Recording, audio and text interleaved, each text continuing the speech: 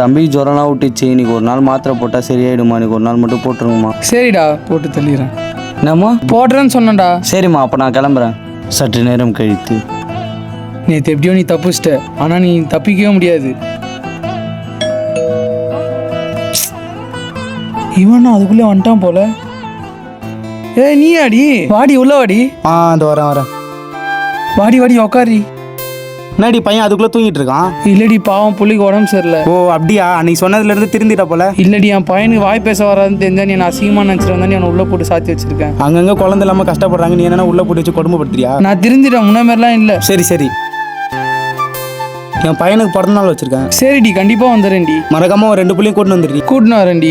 சரி நான் வரேன். நானாவது திருந்ததாவது சனியை எப்படி பத்துனுக்குது பாரு. சாவுடா சனினே சாவுடா, ஊம நாயே. ஐயோ பத்திரிக்கை மறந்து வச்சுட்டு வந்துட்டேனே. பத்திரிக்கை. புள்ள என்னடி பண்ற?